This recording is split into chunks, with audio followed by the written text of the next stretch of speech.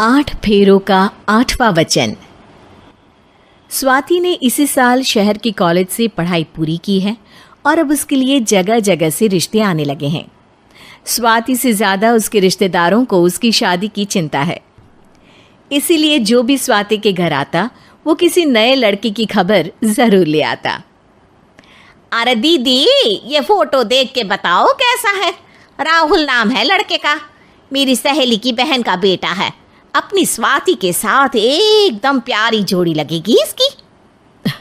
ज़रा दिखाना, फोटो तो बढ़िया लग रहा है।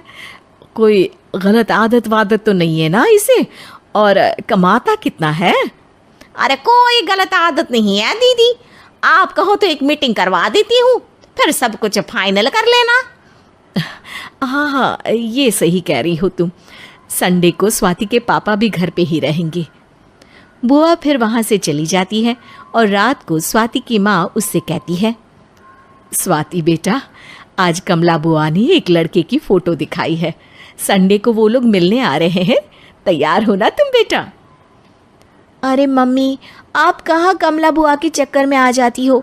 अभी इतनी जल्दी कोई शादी वादी नहीं करनी है मुझे।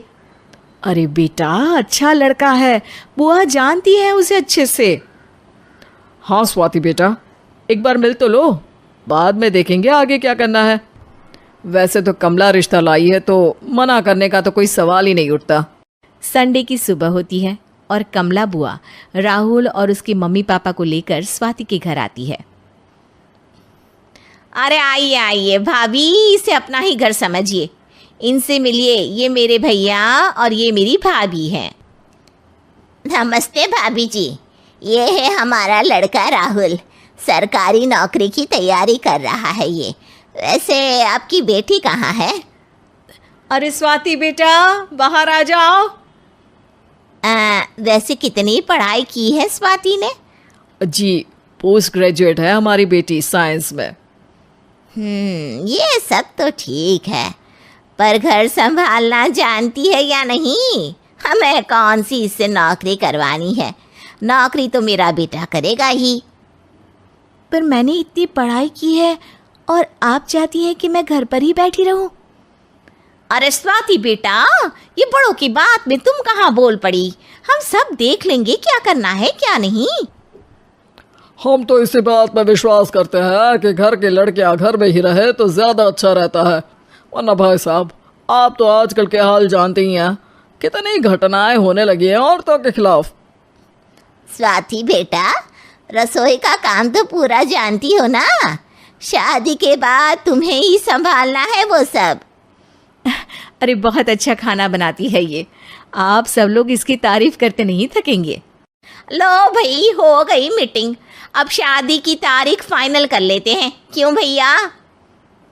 भाई, हम तो पंडित जी से चर्चा करने के बाद ही तारीख फाइनल करेंगे। सालों से हम उनकी बातें मानते हुए आ रहे हैं। लड़के वाले और कमला बुआ की बातें सुनकर स्वाति एकदम नाराज़ हो जाती है और उसे लगने लगता है कि शादी के बाद उसे घर पर ही बैठना पड़ेगा। लेकिन घर वालों के आगे उसकी एक नहीं चलती और उसे शादी के लिए हाँ कहना पड़ता है। शादी का दिन आ जाता है और सब मंडप में जमा होते हैं। अब फेरों का समय हो गया है, अब कन्या अपने वर से 7 वचन मांगेगी। आप किसी धार्मिक आयोजन में जाएं तो मुझे भी ले जाएंगे। आप मेरे माता पिता का भी बराबरी से सम्मान करेंगे, हमेशा मेरा साथ निभाएंगे। आपको दोनों परिवार की जिम्मेदारियां बखूबी निभानी होगी। हर ज़रूरी बात में मेरी भी राय लेंगे। आप सभी गलत आदतों से दूर रहेंगे। आप मेरे अलावा किसी और औरत से कोई गलत संबंध नहीं बांधेंगे। ये 7 वचन पूरे हुए, वर क्या तुम्हें ये सारे वचन मंजूर है? जी हाँ पंडित जी, मैं सारे वचन अच्छी तरीके से निभाऊंगा।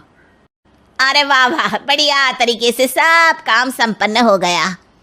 तो इसी के साथ विवाह संपन्न हुआ और आज से ये दोनों पति पत्नी हुए।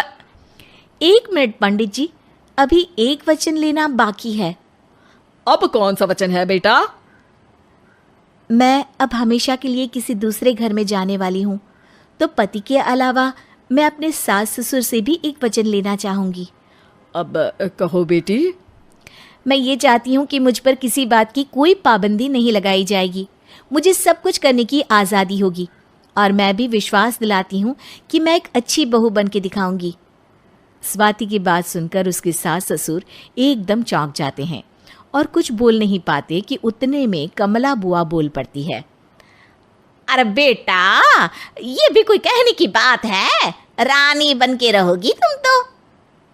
वचन देने से पहले सोच लीजिए, क्योंकि शास्त्रों में वचन ना निभाने वालों के लिए नरक से भी बदतर सजा लिखी है। स्वाति की चालाकी से वहां मौजूद सब लोग प्रभावित हो जाते हैं और लोगों में बदनामी ना हो जाए, इस कारण स्वाति के सास ससुर को उसे वचन देना पड़ता है। अरे कैसी अपशकुन वाली बातें कर रहे हैं आप पंडित जी? हमें मंजूर है बेटा तुम्हारी शर्त। स्वाति अपनी समझदारी से अपनी बात अपने ससुराल वालों से मनवा ले।